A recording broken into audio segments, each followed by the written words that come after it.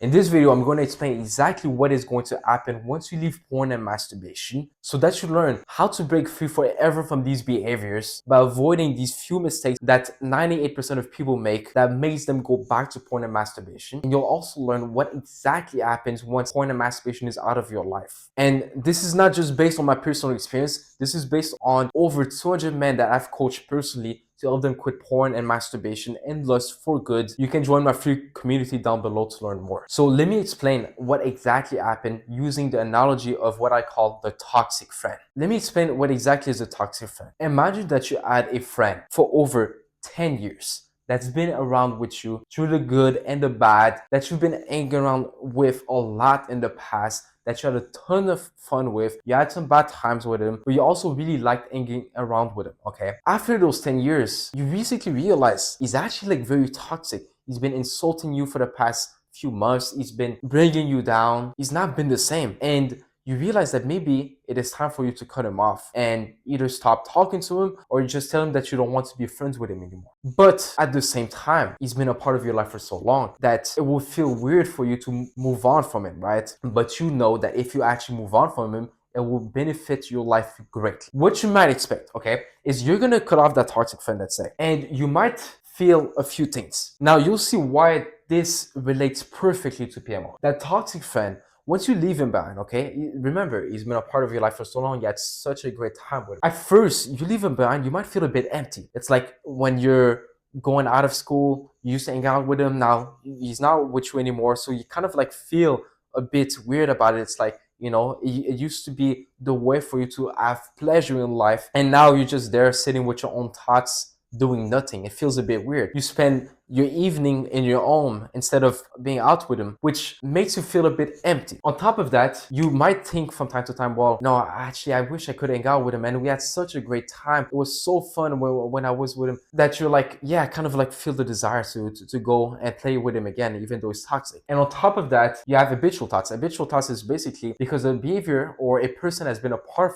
of your life for so long, without your own will, think about the times you spent with him or think about hanging out with him, even if you might not even feel the desire to do so, right? So maybe you'll start reflecting back on how you spent all of these years with him, and it'll just like be in the back of your mind, basically, right? You feel all of those things, okay? But here's the thing. Now, let's say that toxic friend, it's been about a month that he's not been a part of your life anymore, okay?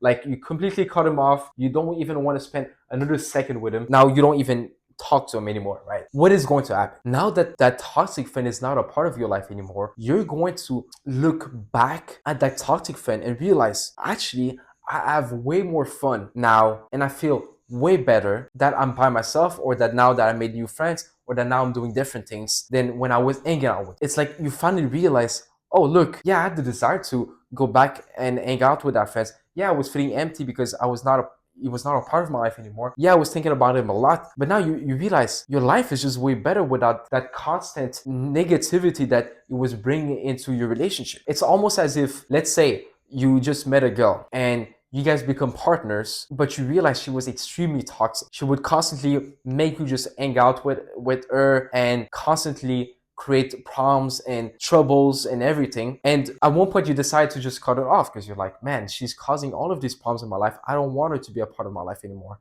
At first you might sort of like feel like you miss out on that love, on these different aspects of validation and a feminine presence and all of those benefits. But now that she's not a part of your life and now you live your life without her and you adapted to that, you realize your life is way better. You don't have someone causing you problems 24/7. Instead, you can live in peace. You don't have someone constantly bringing up drama and constantly creating trouble. Now you can finally work on your projects and you find way more meaning in your projects. And so with PMO, the same exact thing happens. It's just with different factors in place. That toxic friend or that toxic relationship, at first, once you leave it back, of course, you'll feel a bit empty because it's been a part of your life. Of course, that desire to go back to that friend or that relationship is going to be there. It doesn't mean it's going to be strong. It doesn't mean you'll feel like extremely empty. You'll just feel slightly those things. And of course, you're going to think about that woman or that friend. But then once you spend a few days, a few weeks, and the key thing is you adapt, you let go and you move on from those relationships, you'll realize that, oh, look, my life without that thing is actually 10 times better. Whatever benefit I was getting from that toxic relationship, because there were benefits from that toxic friend, doesn't even matter anymore. And you can finally look at those relationships from an objective, from a rational standpoint, because you now have a different perspective.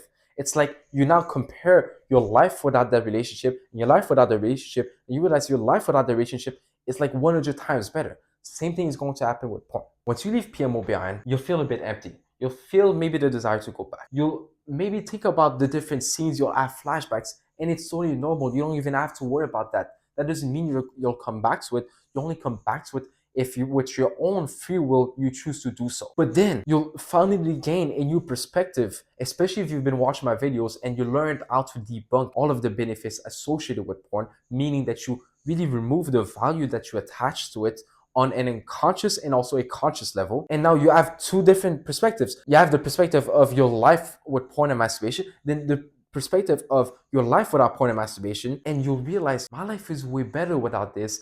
Let me just move on from this. But now here's the key thing. People then make the mistake after making that realization, because yes, sometimes a lot of people tell me, look, Samir, I realized my life is way better without this, but then I come back to it. What is the number one mistake they do? They constantly put leaving porn and masturbation behind on a pedestal. They constantly watch videos about that. They put all of their focus and attention on that rather than just naturally moving on.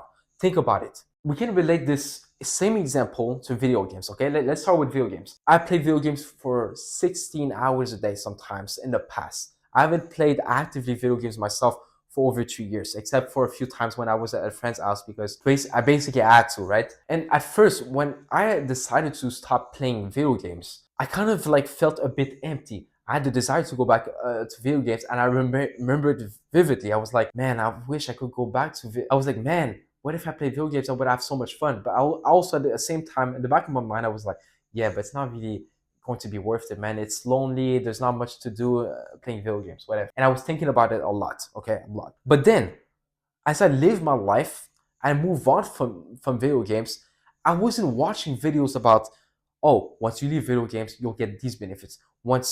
Here's the new tip to quit video games. I didn't think about that. Instead of focus on other important aspects of my life, and made me living my life without video games as my normal state. Meaning I wasn't even thinking about playing video games. It was like, it was almost as if I never played video games in my entire life and I was living a completely different life. Same thing will happen with PMO. You'll forget that NoFap is even a thing, that you'll need to count the days, that you need to watch this other NoFap videos so that you can learn to quit, that you need to constantly keep yourself busy so that you don't fall into the urges. You'll just move on from it and it will become your new normal state. And same thing here. Those relationships, now that you left them behind, your new normal state will be you without those relationships. And so that's what you can expect. And with anything that you leave behind that either doesn't give you any inherent value or that has a lot of consequences and costs and downsides, you'll be gaining a lot from it. You'll be able to gain a ton of benefits from it. For example, you'll probably feel better. You'll feel more happy if you leave those toxic relationships behind. With PMO, you'll feel closer to God if you're a believer. You'll have objectively more time, more mental energy, more focus and attention. With video games, it's pretty much the same thing. With that toxic relationship with that woman, you'll be able to have peace of mind. You'll be able to focus on yourself more and improve other aspects of your life and many more benefits. So expect maybe those things to happen, but don't worry about it, because as human beings, we are very resilient and we can adapt to pretty much anything. Think about it. Let's just compare two different scenarios. If you feel a bit uncomfortable once you leave a behavior behind, like PMO, just know, and I'm not saying this to tell you to just man up, but just know that there are people that live in harsh realities. If you've read the book Man's Search for Meaning, where these humans were in concentration camps in World War II and literally adapted to the horrible conditions they were in, where they were literally starving to death. They were being overworked as slaves, basically. They were separated from their own families and they were left alone with random people. And they still found ways to be happy. They still found ways to have hope. They still found ways to survive. They still found ways to do many things. So you don't have to worry about that slight feeling of emptiness, that slight feeling of a desire to go back, or thinking about PMO. The number one thing that will mess up everything is if you constantly fear and worry about it, because it doesn't serve you. And when you're in fear, you usually don't make any rational decisions, and you're not able to look at things for what they are objectively. You only look at it from an emotional perspective, which is oftentimes the wrong perspective. So if you want to be coached by me one-on-one so that you can really learn how to quit porn, masturbation, and lust for good within the next few weeks, I have a few more spots left for this month, and I'm going to open up a few more spots next month for one-on-one coaching. You can go on my websites. There's the information there. You can book a call with me personally, and I'll personally talk to you if you qualify. Anyways, Samir and I'm out. Peace.